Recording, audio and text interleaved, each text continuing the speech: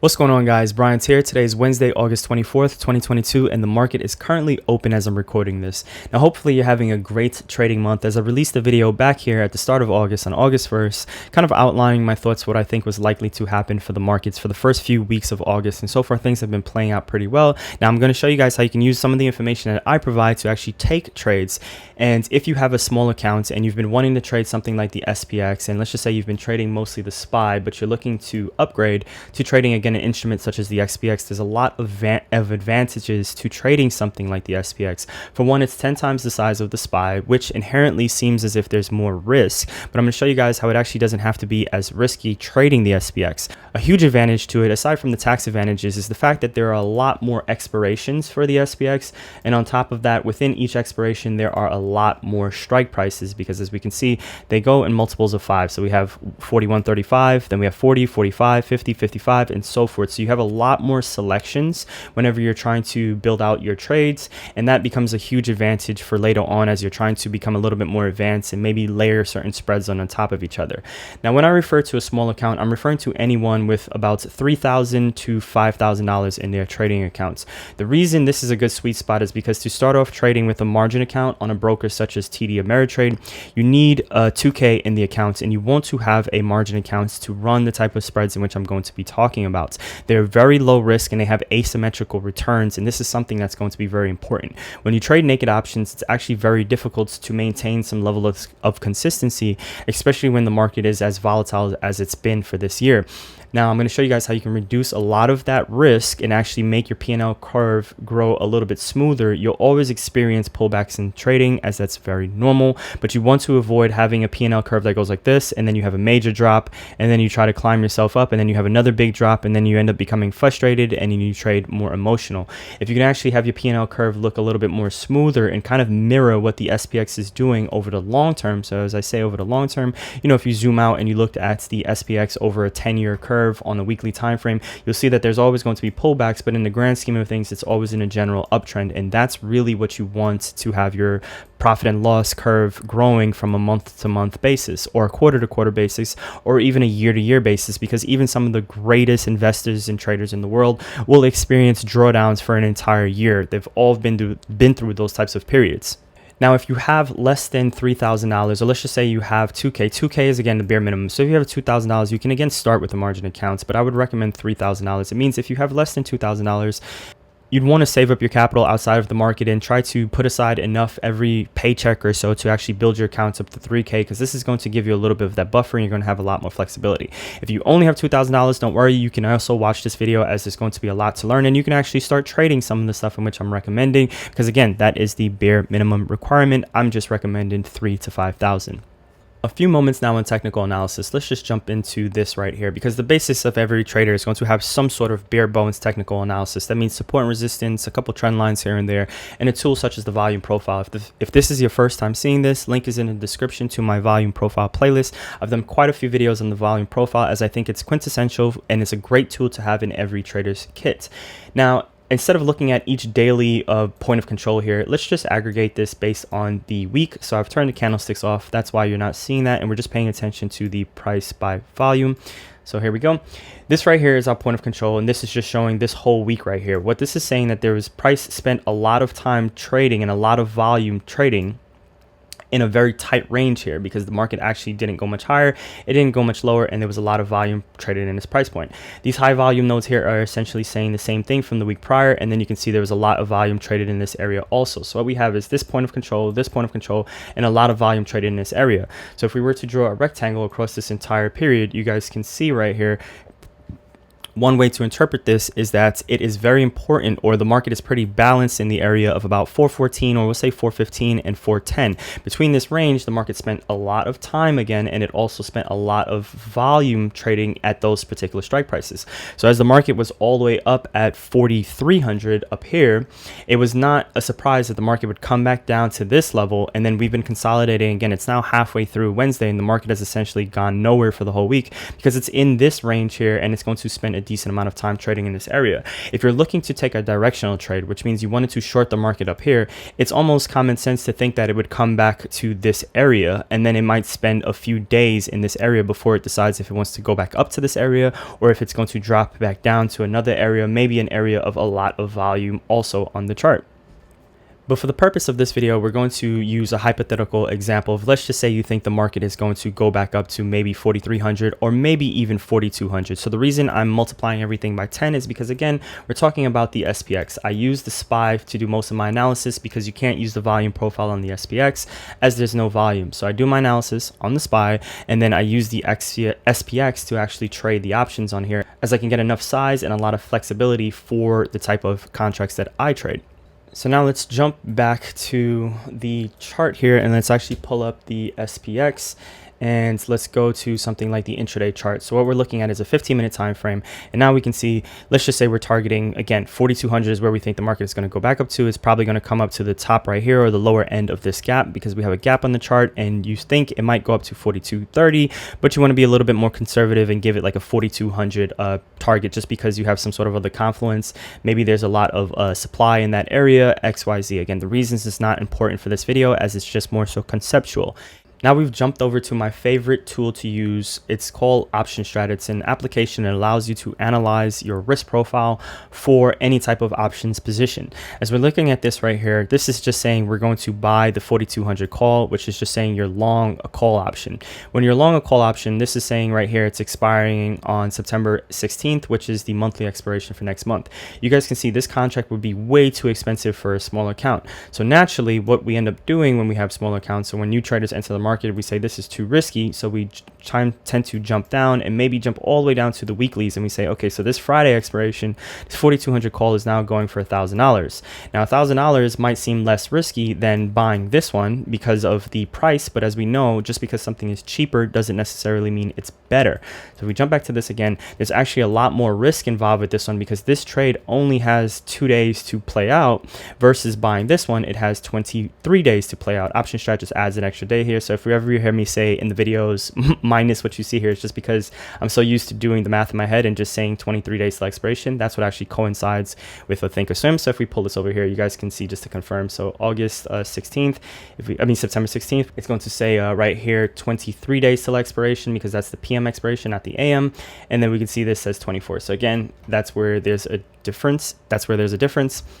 And as we continue right along, so 4,200, too expensive, too risky. Right, we come here, we think this is less risk. The problem with this is that it has a lot of theta decay. So just for holding this overnight, it's going to lose 50% of its value, even if the market went absolutely nowhere. And we can see, let's just say we're day trading this and we're trying to take a scalp, and we look at this and we say, okay, the market's at support. I think it's going to bounce back up to at least 4160. The problem with that is, if we were to buy this right now, let's just say it consolidates for a little bit. If it goes up to 4160, okay, congratulations, that's a nice trade. You end up walking away with $400 and something. However, if you're wrong and the market just drops a little bit, there ends up being $400 and something. So you're taking almost a 1-to-1 risk reward ratio, because it's a naked option, and your stop loss, let's just say you're using something like down here as your stop loss, because this is your support level or this is your demand zone, and you want to give it a little bit of room, and you want to stop out below the low of day. And that's just a good, trading plan right there. But you would need it to come all the way up here for it to be a good risk reward system. So when you first start out trading, one of the first things you're going to learn, basic elementary, any type of proper trading book or any type of course in which you might take, you're going to learn something about the 3-to-1 risk reward ratio, or the 1-to-3. I never remember how it should be written, but we'll just say 3-to-1 risk reward ratio. This is just saying for every $1 you risk, or every $100 you risk, you're looking to make $3 or $300. So in other words, if my stop loss, let's just say, was to be down here and I'm risking 20 points, I want the stock price to go up 60 points, because then that's a 3-to-1 risk reward ratio.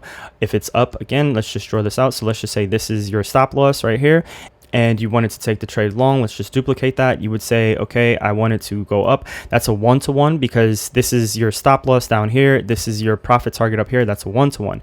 If we duplicate that again and we drag this up here, we can say now this is a 2-to-1. So in order for what you're risking to pay out 2 times, you need it to go up 2 times as much. And then if we were to do that one last time, let's duplicate that and drag that up here. This now looks like a 3-to-1. So in other words, all we're saying is this right here is our return or our potential profit, and this is what we're willing to risk. That is a good risk reward. It's 3-to-1. The problem with that is it sounds great in theory and it works pretty well when you think about it conceptually, or it's amazing when you're reading in books and you're pretty excited to start funding your trading career, and then you enter the real world and then you realize that you suck at actually maintaining a 3-to-1 risk reward ratio because you don't have the emotional discipline, or you don't have the tools in place. You haven't built up the conviction or the confidence to be able to hold your trades when the drawdown is down here. So if your stop loss is here and it's going down, you might close your trade because you're too afraid that if it goes down here and it hits your max stop loss, so you end up cutting out the trade earlier. But if you just left it alone, it actually would have returned back around and actually went all the way up to your target. Or the opposite happens, you actually end up never really getting your 3R, which is the multiple of what you're risking. So if you're risking 1 and you're looking for a return of 3 times that, that's referred to as a 3R. You end up never getting 3R because maybe you take your profits too soon, or maybe you can't decipher what's a good enough setup to actually go the full distance, and you just create bad trading habits because then you're always taking profits early, or you're always stopping out early, or even worse, you're not taking your stop loss. So instead of saying you're going to stop out down here, you let it go all the way down here and then you decide to stop out, and then that means you were risking 2. In order for that trade to be worth it over the long term, you would actually need it to go all the way up here, and then it just creates just poor trading decisions, or poor business model, as I like to say. So if we were to rewind that for a second, we take a look at the math here. Let's just pull up a whiteboard, and let's just say we have a 3-to-1 risk reward ratio business model, right? That means, and let's just say we were to take 10 trades, and let's just say you have a 50% win rate. So that's how much you win. That means 5 trades you're going to win. So we'll say 5 right here, 5 times you win, and that means 5 times you lose. Now, if every time you lose $1, that's what this is right here. So every time you lose, it's $100, but every time you win, it's $300. We'll put plus $300 right here. If we just do the math right here, 5 times 3 ends up being $1,500. That's what your return is on average on your net winners. And if we were to add up your losses, 5 times 100 ends up being minus $500.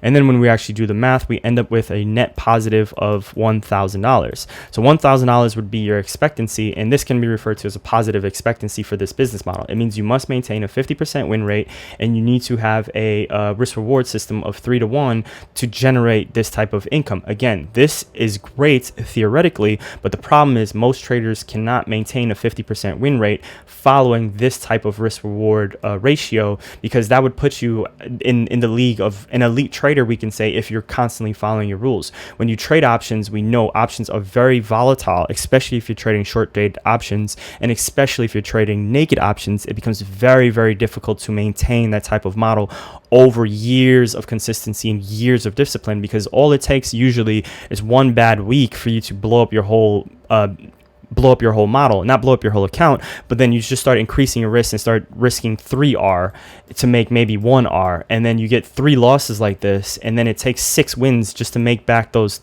3 losses, and then all sorts of just craziness starts happening. That's how traders enter this downtrend with their profit and loss. So if we're looking at this, and again, very quickly, you guys can see either you're down 400 or you're up 400 or so if you take your stop loss. If you don't, if you decide not to take a stop loss, congratulations. Now you're losing close to $1,000 in one big move. We can see the market just did one nasty drop right here. And let's just say you were taking a breakout over this level and you decide to do that, and then it just rolled right over. You just took almost a 50% loss on a contract that expires in a couple of days, which didn't give you enough time to actually decide what you wanted to do. So obviously you just close the trade really quickly, or even worse, you decide to average in or average down, and then you're just entering a bad psychological state and it screws you up. Now the alternative could be something like this. This is what's referred to as a call calendar spread, and in this case this is going to cost $2. Now I'm just choosing some arbitrary strike prices here. So again, same expiration that we were looking at initially, so giving it 23 days to play out. We're using $200. So again, if you have about a 3K account, this is something that you can definitely afford right here. And let's pull this down to today. Now it's not going to be very impressive for today, but let's just say the market does pull back. You can see, okay, down $3, but if you're right and the market does go up, okay, it's up $40, you're already you already have a good risk reward. But what happens if the market does go to 4,200? Do you think it's just going to hit 4,200 and this pull back or collapse, or will it consolidate in that area for a bit? So generally, when you're opening something like this, you're a little bit more forward thinking, and you're saying like, hey, I'm going to give it a few days to play out. So maybe, towards the middle of Friday, I think the market's going to be in this area. So there goes $60. And if you're wrong and the market was to just consolidate in this area, you actually don't lose any money, versus, as we know with the naked option, if we waited it until Friday with the weekly option, you'll actually be down 100% of your money if the market goes nowhere. In this case, it's giving you a couple days to figure out if you want to remain in this trade, because you're not going to lose much as it's happening, because a spread such as this has a positive is long theta. So I'm not going to get into all of the Greeks for purposes of keeping this video under a decent amount of time. As we come here, if the market was to pull back, you guys can see on Friday, so you're down $23. And let's just say, again, we take a look at the chart and we're using a 41.20 maybe as your stop loss. If the market was to be below that area, give it 5 points or so. So 41.20, a little bit below it, it's about $25 or so. But yet, if it goes towards your target, you're going to be up $60. You guys already see how that's already closer to a 2-to-1, possibly even a 3-to-1. It's like a 2.5 to 1. In other words, of what you're risking versus what you're willing to gain, and that's just by Friday. Now, obviously, if this size is too small for you, this is really good for a small account, but you can always, of course, scale this up and bump this up. So let's just say you were to grab 3 of these. So now it's $600. You're essentially risking a little bit under $100. So you can give it $100 in risk for, if you're right, making almost $200 as a reward. And obviously, if the market was to keep going a little bit higher, you'd make a little bit more. This is easier to manage when you're new to trading, because it's not so risky in the beginning. And that's the big misconception that I've had or experienced whenever I talk to new traders and I mention something like the SPX, or I mention something like spreads, or I mention even swing trading. The first thought is like, oh my god, it's so risky, it's like I can't do that, it's like blah blah blah, I'm going to one bad move overnight, it's going to mess up my trading account. This, if you look at this, and let's just say you did trade this and overnight the market did gap down pretty big, it would have to gap down. This is relatively speaking a large gap down for the market, statistically speaking, but usually 0.50% drop down in the SPY or the SPX is going to be a little bit on the upper end for a major gap down. Very rarely will we get a 1% gap down. A negative 1.5% gap down is even more rare, and so forth. So this is well within normal parameters, but again, you wouldn't be taking this trade unless you thought the market was going to go up anyway. This is just thinking about if you're wrong and the market did come all the way down to about this area, then you're way wrong. But the same instance would have happened if you took a call option naked and the market gaps down pretty big. Either way, you'd be down a lot, and much more than if you were to consider this as some sort of an alternative. Now, if we were to let time pass by in this case here, let's just say we jumped all the way to next week Wednesday, because the trade was working out for you, you can see that the risk reward becomes even better. So now we're talking about, from a potential return, we're talking about a 50-60% return here, versus, again, same stop loss, so a 20% for a 60%. That right there is your 3-to-1 risk reward ratio. And again, if your account size is really small, you can stick to 1 or 2 lots of this thing. And then what ends up happening is you start developing a system for yourself where you're never too stressed out about what the market is doing, because you don't need it to make the exact move right away. It can take its time to kind of develop, because as we were looking at the volume profile earlier, I like to break the market up in terms of ranges. So if we jump back to the SPY, and we say, I think the market is going to be in a general area, and let's come to here. So when the market was down here, let's just say I think the market is bullish, and I think we're going to come back up to this area of high volume. We can target this area, so 420 and 410, when the market is all the way down at 380, and it ends up being a huge win. The returns from here were astronomical, but that's the reward for calling the direction of very right. I ended up getting very lucky here. This is when I started buying equity and I started going long, but to get that perfect entry all the time is not something that's going to happen very common. Now, I have tools in place and I look at a lot of different things to kind of decipher when a top and a bottom is going to come in, but the core basis for your trading should not be on predicting exactly when every single thing is going to happen. I was just aware that this was just a general area to be buying it, and I ended up getting lucky, just like I ended up shorting the market on this day here, and I ended up getting lucky. That's just the way I'm going to think about it. Yes, this was a 200-day moving average, but there was no guarantee that the market was going to reverse exactly at this day. I ended up getting lucky. I'm going to show you guys, I did buy a naked put, but I was out the naked put the following day. I'm going to show you guys how you can use this same type of information to trade the SPX and to take on a very limited risk and end up creating asymmetrical returns for yourself. So this right here is a risk profile for my current positions. We'll jump to that in a second. Let's just go to, this is the quant trading app Discord. So just posting a trade I mentioned yesterday as a low risk way to short the SPX. This was on August 17th, and this is what's referred to as a long put butterfly. Now, if you want to short the market, and let's pull up that spread so you guys can see exactly what it looks like right here. This is it right here. So 44 days till expiration when I first opened it. So I gave it plenty of time to play out. And now it has 38 days till expiration. So it was open on August 16th right there. And this is what the profile looks like. It was open as the market was at 4,300 because I was expecting the market to pull back. This spread ended up costing $1,100 to open. So if you have a $3,000 account and you open something like this and you give it about $300 in risk, it would be very hard for a trade like this to lose $300. So the risk is actually not that high. And that's what I'm trying to point out to you guys. You can enter trades. So even if you take a trade that, you know, is using $2,000 in buying power, which is BP, and you have a $5,000 account, it doesn't mean $2,000 is actually what you're risking on the trade. Out of that $2,000, you might be risking maybe $300, which is not a lot considering an options position that's expiring maybe 40 days till expiration. It would take a lot for you to be down that much. The market would have to be moving against you for a few days. So let's isolate all of these and let's pull up just that spread right there. So this is the current profile of it. I've done a video on the risk profile within Thinkorswim and on option strat, and this is something you're really going to want to get familiar with. If you're serious about trading options and this is something you want to be doing professionally or something you want to be doing for the next, you know, few decades, and you love the markets, you definitely want to become familiar using a risk analyzed tool such as the one that's built into Thinkorswim or what I was showing you guys on option strat. Now, I just glanced over at the recording time for this video and I realized I'm pushing over 20 something minutes. So I'm just going to stop this right here and actually pick up in a part 2 of this video. So that way I can just break it up as opposed to having you guys watch a video that's way too long. So I'll stop this right here and make sure to subscribe, like this video. Part 2 to this video will probably be coming out right after I publish this one. So you won't have to wait that long for it. And if you guys like this video, leave a comment down below. If you have any questions, make sure to leave them in the description down below and I will try to get back to you guys as soon as I can. Thanks for watching. Take care.